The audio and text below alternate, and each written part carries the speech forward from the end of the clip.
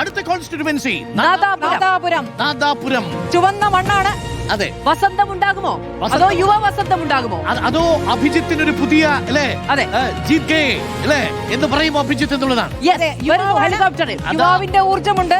അതേ കഴിഞ്ഞ നോർത്തിൽ നിന്നാണ് മത്സരിച്ചത്. KM അഭിജിത്ത്, CP വിപിൻ ചന്ദ്രൻ NDA, വസന്തം CPI. CPIയുടെ P വസന്തം സത്യൻ മൊഗേരിയുടെ ഭാര്യ കൂടിയാണ്.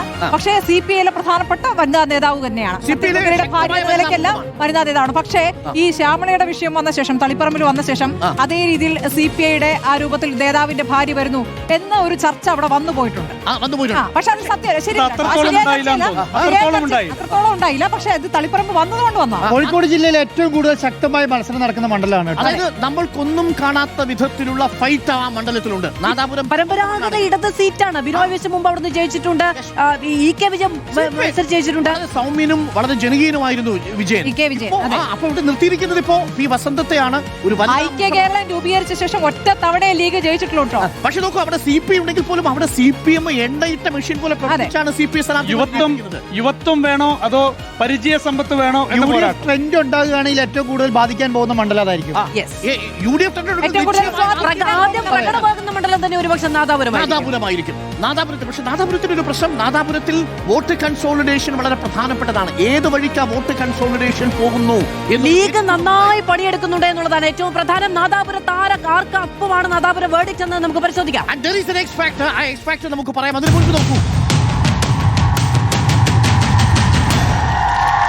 നിലവിൽ ഒപ്പത്തിനൊപ്പം ആരും അങ്ങോട്ടും ഇങ്ങോട്ടും അടിച്ചിട്ടില്ല. മണ്ണാണെങ്കിൽ കൂടി ശക്തമായ പോരാട്ടമാണ്. പക്ഷേ ഞാൻ കരുതുന്നു അഭിജിത്തിന് വിജയ സാധ്യത കൂടുതലുണ്ടെന്ന്. ഞാനും അങ്ങനെയാണ് കരുതുന്നത്.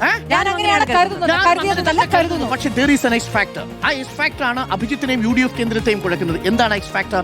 അവിടെ ലീഗിന്റെ വോട്ടിലെ ഏറ്റവും നിർണായകമായ ഒരു ഘടകം പ്രവാസി വോട്ടുകൾ അടക്കമുണ്ട്. ആ പ്രവാസി വോട്ടുകളെ കൃത്യമായിട്ട് എത്തിക്കാൻ കഴിയുമോ എന്നൊരു ആശങ്ക ഇപ്പോൾ UDF ക്യാമ്പിലുണ്ട്. That is point number 1. അത് ഒരുപാട് മണ്ഡലങ്ങളിലുണ്ട്. നമ്പർ 2 ഈ മണ്ഡലത്തിലുണ്ട്. കാരണം ആ മണ്ഡലം ഒരു മുസ്ലിം ലീഗ്, മുസ്ലിം ഡൊമിനേറ്റഡ് മണ്ഡലമല്ല ഒരർത്ഥത്തിൽ. രണ്ടാമത്തെ ഒരു factor AP factor. AP factor ആ മണ്ഡലത്തിൽ വളരെ നിർണായകമാണ്. അപ്പോൾ APയുടെ വോട്ട് എങ്ങോട്ട് പോകുന്നു എന്നുള്ളത് വളരെ വളരെ പ്രധാനപ്പെട്ടതാണ്. അപ്പോൾ AP വിഭാഗത്തിന്റെ വോട്ടുകൾ UDFിലേക്ക് ഗണ്യമായ വിധത്തിൽ ഒഴുകിയില്ലെങ്കിൽ, UDFിന്റെ അനുകൂലമായിട്ട് ട്രെൻഡ് ഉണ്ടായിട്ടില്ലെങ്കിൽ അഭിജിത്തിന് വിജയിക്കാൻ കഴിയില്ല. പഞ്ചായത്ത് തെരഞ്ഞെടുപ്പ് പരിശോധിക്കാം. പഞ്ചായത്ത് തെരഞ്ഞെടുപ്പിൽ ആകെ 10ൽ 4 UDF ഭരണം പിടിച്ചിട്ടുണ്ട്. ഭരണം പിടിക്കുന്ന പലതും പിടിച്ചെടുക്കുകയാണ് ചെയ്തിട്ടുള്ള വ്യത്യാസമുണ്ട്. അപ്പോൾ അതൊക്കെ തന്നെയും പ്രതിഫലിക്കാനുള്ള സാധ്യതയാണ്. സാമുദായിക ഘടകങ്ങളും അഭിജിത്തിന് അനുകൂലമാണ്. പിന്നെ ഈഴവ വോട്ട് പ്രധാനമായ ഒരു സ്ഥലമാണ്. ആ മണ്ഡലം ആർക്ക് ഒപ്പം പോകുമെന്ന് ഇപ്പോഴത്തെ സാഹചര്യത്തിൽ പറയാൻ കഴിയുന്നില്ല. കഴിഞ്ഞ തദ്ദേശ തെരഞ്ഞെടുപ്പില് അവിടെ ഇടതുപക്ഷമാണ് മുന്നിട്ട് നിന്നത്. 75,122 തദ്ദേശ തെരഞ്ഞെടുപ്പ് 74. ചെറിയ വ്യത്യാസമേ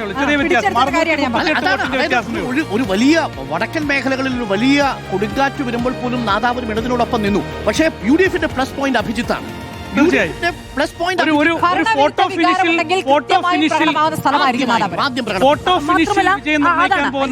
ആര് ജയിച്ചിട്ടുണ്ടെങ്കിലും വളരെ നാരോ മാർജിനുള്ള ഒരു ജയമായിരിക്കും. ചരിത്രത്തിൽ എഴുതപ്പെടാൻ പോകുന്ന ഒരു തെരഞ്ഞെടുപ്പ് ഫലമായിരിക്കും. പോരാട്ടം എന്ന് പറയാം. അഭിജിത്തിനും P വസന്തത്തിനും ഒരേപോലെ നെഞ്ചിടിപ്പുണ്ടാക്കുന്ന മണ്ഡലമാണ്. സോ 0 ആണ് ഇപ്പോഴും. നമുക്ക് നാദാപുരം ഇപ്പോഴും കൃത്യമായി പ്രവചിക്കാൻ സാധിച്ചിട്ടില്ല. ഒരു പ്രതീക്ഷിക്കുന്ന മണ്ഡലമാണ് നാദാപുരം നിലവിലത്തെ സാഹചര്യം. അപ്പോഴും രണ്ടുപേരുടെ അഭിപ്രായം ഇവിടെ കിടക്കുന്നുണ്ട്. ഇഞ്ചോടിഞ്ചാണ്.